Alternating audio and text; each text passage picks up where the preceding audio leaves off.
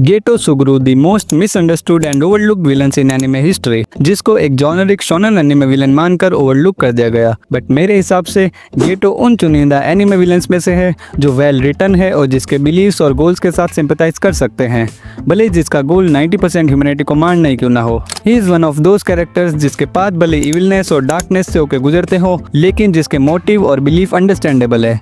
And I think Geto Suguru JJK के most underrated characters में से एक है, जिसको गोजो, टोजी और यूटा जैसे कैरेक्टर्स ने ओवरशैडो कर दिया है, जिसकी वजह से गेटो सुगुरु के सेंस ऑफ जस्टिस को ब्रोकन और उसको वीक माइंडेड फूल बोला जाता है। तो ये समझना कि गेटो सुगुरु एक काइंड हार्टेड टीनेजर जो वीक को प्रोटेक्ट करना अपनी ड्यूटी मानता था, कैसे एक कोल्ड हार्टेड कल्ट लीडर बन गया जो अपने खुद के पेरेंट्स को भी मार देता है बिना किसी रिग्रेट के।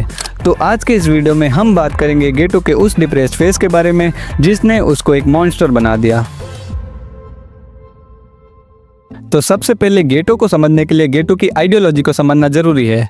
सो स्टार्ट करते हैं हिडन इन्वेंट्री आर्क से, जहां गेटो एज अ टीनेजर इंट्रोड्यूस किया जाता है, जो गोजो जितने लेवल का ही फनी और बकलोल होता है, एग्जैक्टली जैसा एक टीनेजर होना चाहिए। नो टेंशन, नो ऑब्लिगेशंस, एकदम मस्त मलंग वाला बंदा। लेकिन unlike Gojo, Geto as a teenager भी फुल्ली अवेयर होता है अपने स्पेशल ग्रेड जुजुत्सु सोर्सरर होने के रोल से, जो कि है कर्सेस से वीक को प्रोटेक्ट करना। क्योंकि ऑब्वियसली नॉन सोर्सरर्स अपने आप को प्रोटेक्ट नहीं कर सकते, बल्कि वो तो कर्सेस को देख भी नहीं सकते। सो इस टाइम पर गेटो सिंपली रेंगोकू होता है, जो ये मानता है कि एक स्ट्रॉन्ग सोर्सरर की ड्यूटी होती है या फिर काइंड ऑफ मॉरल ऑब्लिगेशन होता है वीक और नॉन सोर्सरर्स को एविलनेस से प्रोटेक्ट करने का, जिसका प्रूफ हमें गोजो और गेटो की बास्केटबॉल कोर्ट पर हुई कन्वर्सेशन से मिलता है, जहां गोजो गेटो से ये क्वेश्चन करता है कि क्या वीक को प्रोटेक्ट करना इतना इम्पोर्टेंट भी है या नहीं। तो गेटो इस क्वेश्चन को स्ट्रांगली डिफेंड करते हुए ये बोलता है कि हाँ, जुजुत्सु सोर्सरर्स का काम है कि वो वीक और नॉन सोर्सरर्स को कर्सेस और एविलनेस से प्रोटेक्ट करें। इस कन्वर्सेशन से ये पता चलता है कि गोजो को पता है कि एज ए जुजुत्सु सोर्सरर उनका काम कर्सेस को मिटाना है, बट अनलाइक गेटो, गोजो इसको मॉरल ड्यूटी नहीं मानता। बट दूसरी तरफ गेटो का ये मानना है एज ए जुजुत्सु सोर्सरर उनका काम है वीक और नॉन सोर्सरर्स को प्रोटेक्ट करना।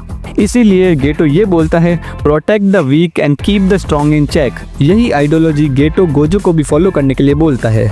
लेकिन इसके बाद आने वाले हर एक इवेंट गेटो की इस आइडियोलॉजी को कंटिन्यूसली और कंसिस्टेंटली चैलेंज करते हैं और आखिर में उसको एक ऐसे पॉइंट पर लाकर खड़ा कर देते हैं जहां वो ये सोचने पर मजबूर हो जाता है कि क्या सच में जो वो नॉन सोर्सर्स के लिए कर रहा है वो सही है या नहीं। तो उन इवेंट्स के बारे में बात करने से पहले अगर आपने अभी तक चैनल को सब्सक्राइब नहीं किया तो सब्सक्राइब करें, ताकि आने वाले और भी कूल एनिमे कंटेंट को मिस ना करें। तो इसके बाद गेटो की विलन आर्क को ट्रिगर करने का सबसे बड़ा हाथ होता है टोजी ज़ेनिन का। सो जब गोजो और गेटो रिको अमानाई को सक्सेसफुली जुजुत्सु हाई तक पहुंचा देते हैं, तब तोजी अनएक्सपेक्टेडली आके गोजो के सीने को चीर देता है, जो पहले गोजो को हराता है, फिर गेटो के सामने ही रिको अमानाई को मार देता है, वो भी जस्ट आफ्टर जब रिको ये डिसाइड करती है कि उसको फ्री रहना है instead of merging with master Tengen, जो ऑप्शन गेटो ही उसको ऑफर करता है, जो गेटो के बिलीफ को परफेक्टली शो करता है that as a strong person उसको वीक्स की हेल्प करनी है एंड जिसके लिए वो उसके होने वाले कॉन्सिक्वेंसेस से डील करने के लिए भी रेडी है और वो उसको एंड तक प्रोटेक्ट करेगा। सो टोजी के अमानाई को मारना न केवल उनके प्लान्स को एंड करता है, वो गेटो की प्रोटेक्ट द नॉन सोर्सरर वाली आइडियोलॉजी पर डाउट करने का भी ट्रिगर बनता है। अब आप ये सोच रहे होंगे, हाँ वो कैसे? तो लेट मी एक्सप्लेन हाउ। क्योंकि तोजी, जो कि एक नॉन सोर्सरर है, उसके अमानाई को मारना, वो भी टाइम वेसल ऑर्गेनाइजेशन के ऑर्डर्स पर, जो कि एक खुद नॉन सोर्सरर ऑर्गेनाइजेशन है, जो कहीं ना कहीं गेटो के दिमाग में नॉन सोर्सरर्स के लिए हेट पैदा कर देता है। बट इन सब के बावजूद भी स्टिल वो अपने कन्विक्शन और बिलीफ को टूटने नहीं देता। लेकिन इसके बाद जो होता है वो गेटो के दिमाग में एक अनसर्टेनिटी पैदा कर देता है जुजुत्सु वर्ल्ड और सोर्सरर और नॉन सोर्सरर के जस्टिस को लेकर।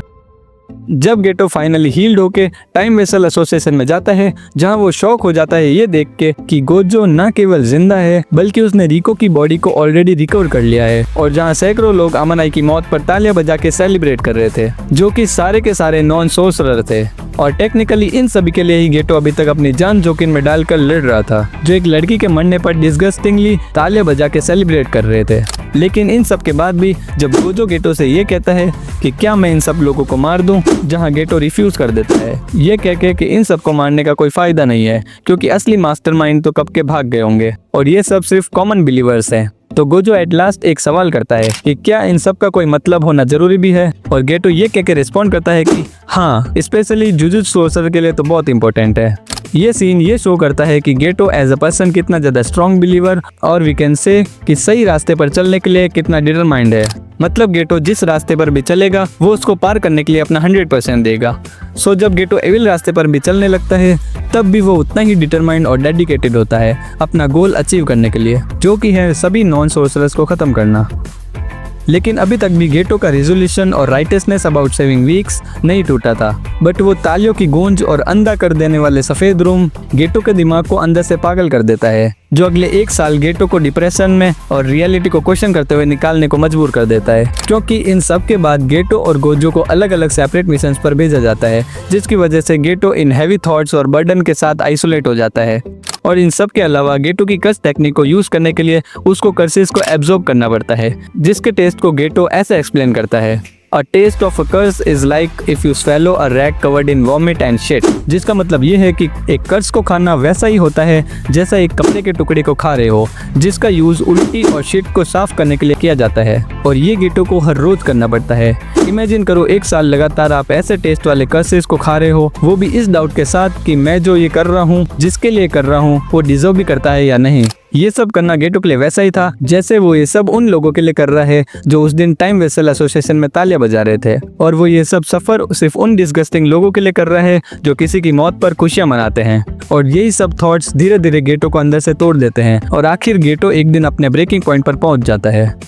ये शावर वाला सीन एक्चुअली बहुत अच्छे से पोर्ट्रे करता है गेटो के दिमाग में बनी हुई कॉम्प्लेक्सिटी को, क्योंकि इस पॉइंट पर गेटो के कन्विक्शन और बिलीव्स दोनों ही टूटने पर थे, पर टूटे नहीं थे, क्योंकि वो अभी तक भी ये जस्टिफाई करने में लगा था कि जिस बात पर वो चल रहा है वही सही है। और इसी सीन में ही गेटो नॉन सोर्सरर्स को पहली बार मंकीज कहकर डिस्क्राइब करता है, जो ये शो करता है कि गेटो पहली बार नॉन सोर्सरर्स को लेस देन ह्यूमन समझता है, मतलब जानवर समझता है। और इसी के बाद हाइबारा और उसकी कन्वर्सेशन दिखाई जाती है, जो इस पॉइंट पर तो इतनी इंपॉर्टेंट फील नहीं होती, लेकिन लेटर इन द स्टोरी गेटो को एविल पाथ पर चलते रहने के लिए डायरेक्टली और इनडायरेक्टली डिटरमाइन करती है। इसी कन्वर्सेशन में गेटो अपने मन में आए सवालों को हाइबारा से पूछता है क्या उसको सोर्सरर बनने का डिसीजन सही लगता है या नहीं, जिस पर हाइबारा ये जवाब देता है कि मैं खुश हूँ अपने डिसीजन और अपने पाथ पर, जब तक मुझे मेरा पाथ सही लगता है और मैं अपना 100% दे सकता हूँ। जिससे गेटो को यही रियलाइज होता है कि जो भी पाथ चूज करो उस पर अपना 100% देना ही सबसे सही डिसीजन है। और इसी के बाद यूकी साकुमो के साथ जो कन्वर्जेशन होती है, यही कन्वर्जेशन डिसाइड करती है वो सब कुछ जो गेटो इसके बाद करने वाला है, जहां यूकी ये बोलती है कि वो एक ऐसा वर्ल्ड क्रिएट करना चाहती है जहां कोई भी कर्सेस हो ही ना, और ये पॉसिबल भी है। कर्सेस रेगुलर ह्यूमन से आने वाली नेगेटिव एनर्जी से क्रिएट होते हैं, क्योंकि अनलाइक सोर्सरर्स नॉर्मल ह्यूमंस कर्स एनर्जी को कंट्रोल नहीं कर सकते। रेगुलर ह्यूमंस की वजह से ही ये कर्सेस एग्जिस्ट करते हैं और स्ट्रेंथ गेन करते हैं। और यूकी इन कर्सेस को मिटाने के लिए 2 सॉल्यूशन बताती है। पहला, सभी ह्यूमंस की कर्स एनर्जीज को खत्म कर दो, और दूसरा, सभी ह्यूमंस को कर्स एनर्जी कंट्रोल करना सिखा दो, ताकि कोई भी कर्स एनर्जी अनकंट्रोलेबली उनकी बॉडी से बाहर ना पाए। इन दोनों ऑप्शन में से यूकी पहला ऑप्शन सिलेक्ट करना चाहती है, क्योंकि उसके हिसाब से कर्स एनर्जी को मिटाना पॉसिबल है, जिसका एग्जाम्पल है टोजी जेनिन, जिसकी कर्स एनर्जी ऑलमोस्ट 0 है। पर ये रियलाइज करने के बाद कि कर्सेस के क्रिएट होने का मेन सोर्स नॉन सोर्सरर्स ही है, गेटो सुगुरु एक तीसरा सॉल्यूशन देता है कि क्यों ना सारे नॉन सोर्सर्स को ही मार दिया जाए, क्योंकि अगर वो ही नहीं होंगे तो कोई भी कर्सेस पैदा ही नहीं होंगे, और उसको रोज रोज कर्सेस को खाना नहीं पड़ेगा, और अपनी लाइफ को स्टेक पर रख के नॉन सोर्सर्स के लिए कर्सेस से लड़ना भी नहीं पड़ेगा। यही सबसे पहला पॉइंट था जब गेटो सुगुरु ने पहली बार अपनी इनर फीलिंग्स को खुल के एक्सप्रेस किया। जिसके बाद यूकी ये पूछती है कि क्या गेटो नॉन सोर्सर्स को हेट करता है। अब अगर यहाँ वो पुराना वाला गेटो सुगुरु होता तो पक्का इसको डिफेंड करते हुए यही बोलता कि नहीं, वो नॉन सोर्सर्स को हेट नहीं करता, बल्कि वो तो उनको प्रोटेक्ट करना चाहता है। लेकिन अभी तक जो गेटो के साथ हुआ है, उसने उसके दिमाग को इतना मैस्ड कर दिया कि अब उसको खुद नहीं पता कि वो उनके बारे में क्या सोचता है। इसलिए गेटो ये बोलता है, आई डोंट नो, मुझे नहीं पता कि मैं उनके बारे में क्या सोचता हूँ, क्या वो ज़रूरी है या नहीं। मुझे अब उनसे घिन आती है, लेकिन मैं ये फीलिंग भी एक्सेप्ट नहीं कर पा रहा हूँ। जुजुत्सु सोर्सर बनना अगर एक रेस है तो मुझे नहीं पता इसका एंड कहाँ है और कहाँ जाके मुझे रुकना है। मुझे नहीं पता मेरी नॉन सोर्सरर्स को लेकर ट्रू फीलिंग्स क्या है। इससे ये पता लगता है कि गेटो की नॉन सोर्सर्स को लेके हमेशा से यही मानना रहा है कि वो वीक हैं और मुझे उनको प्रोटेक्ट करना है। लेकिन अब नॉन सोर्सर्स का वीक होना और खुद को प्रोटेक्ट न कर पाना गेटो के लिए अनएक्सेप्टेबल बन गया था। जहाँ यूकी ये पॉइंट आउट करती है कि नॉन सोर्सरर्स को इन्फीरियर समझना और ऐसी फीलिंग्स को रिजेक्ट करना, गेटो के पास यही दो ऑप्शन थे और अभी तक वो इन दोनों को कंसिडर करके चल रहा था। गेटो हमेशा उनको इन्फीरियर ही मानता था, लेकिन उनको देखने का तरीका उस टाइम अलग था और अब अलग, क्योंकि अब गेटो अनसर्टेन है अपनी चॉइसेस, अपने बिलीव्स को लेकर। और अब जब उसके नॉन सोर्सरर को प्रोटेक्ट करने का कन्विक्शन खत्म हो गया, तब उसके पास अपनी ट्रू फीलिंग्स को फेस करने के अलावा कोई और ऑप्शन बचा ही नहीं और ये डिसाइड करने पर मजबूर किया कि क्या सच में वो उनको प्रोटेक्ट करना चाहता है या नहीं। और इसी डिलेमा में एक और ऐसी डेथ होती है जो गेटो के माइंडसेट को पूरा बदल देती है। तो यूकी के साथ हुई उस कन्वर्सेशन के बाद गेटो को हाइबारा की डेथ का पता चलता है और अपने कॉमरेड्स को मरता हुआ देख उसके दिमाग में यही आता है कि जिस पाथ पर वो चल रहा है उस पाथ पर सिर्फ उसके फ्रेंड्स और कॉमरेड्स की डेथ ही लिखी है और एक ना एक दिन वो भी अपनी लाइफ खो देगा, वो भी उन लोगों के लिए जिनको इन डेथ से ना कोई गिल्ट है ना कोई सिंपैथी।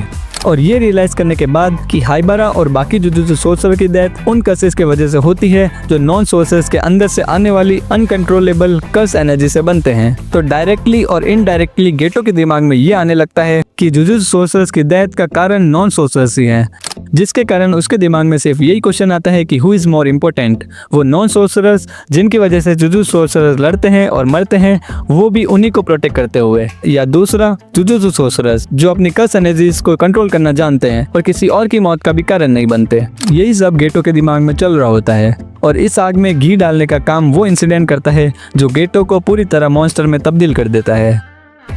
एक रात गेटो को एक मिशन असाइन होता है जिसमें उसे एक छोटे गांव में भेजा जाता है एक स्पिरिट को मारने के लिए। जहां जाने के बाद उसके ये पता चलता है कि वहां के गांव वालों ने 2 लड़कियों को मार मार के पिंजरे में बंद कर रखा है, क्योंकि उनको लगता है कि ये दोनों लड़कियां कोई काला जादू टाइप का कुछ करना जानती है। बट असल में वो दोनों लड़कियां सोर्सरर्स होती हैं जिनको गाँव वालों से निकलने वाले कर्सेस दिखाई देते हैं। ऐसे किसी भी नॉन सोर्सरर्स और रेगुलर ह्यूमंस को कर्सेस नहीं दिखते, इसलिए वो उन लड़कियों को ही ब्लेम करते हैं। सो जब गेटो ये सब देखता है कि वो नॉन सोर्सरर्स जिनके खुद के कर्स एनर्जी को कंट्रोल न कर पाने की वजह से ये सारे मॉन्स्टर्स पैदा होते हैं, उन लड़कियों को मार रहे थे जो उनकी हेल्प करना चाहती है। यही चीज़ गेटो के दिमाग को ट्रिगर कर देती है और उससे उन लड़कियों की वजह से यही याद आता है कि वो भी तो यही कर रहा है, उन लोगों के लिए लड़ रहा है जो खुद कर्सेस को पैदा करने का कारण है। तो उसी रात गेटो अपने ट्रू फीलिंग्स को जानकर अपना डिसीजन लेता है और वो उस गांव के 112 लोगों को ब्रूटली मर्डर कर देता है।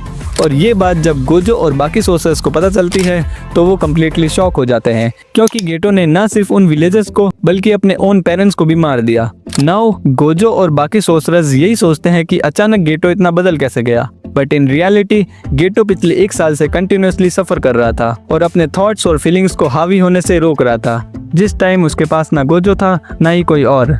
बट अब गेटो फाइनली समझ गया था कि वो नॉन सोर्सरर्स से नफरत करता है और इंस्टेड इन फीलिंग्स से गिल्ट लेने के बजाय उसने इनको एक्सेप्ट कर लिया।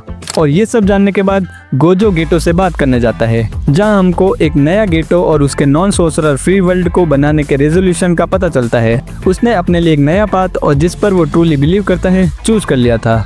और जैसे कि हमको पता है गेटो जिस भी पाथ पर चलेगा वो बिल्कुल भी होल्ड बैक नहीं करने वाला, चाहे फिर उसे गोजो से ही क्यों ना लड़ना पड़े, जिसका रियलाइजेशन उसको हाइबारा के साथ हुई उस कन्वर्सेशन से होता है, जहां अपने पाथ पर चलते रहने और अपना 100% देना ही सबसे बेस्ट तरीका है। उसने अपने पेरेंट्स को मार के भी ये प्रूफ कर दिया कि उसके लिए कोई भी कम या ज्यादा नहीं है। अगर सारे नॉन सोर्सर्स मरेंगे तो उसके पेरेंट्स भी कोई एक्सेप्शन नहीं है, जो एक ट्रू विलन होने का फर्स्ट स्टेप है।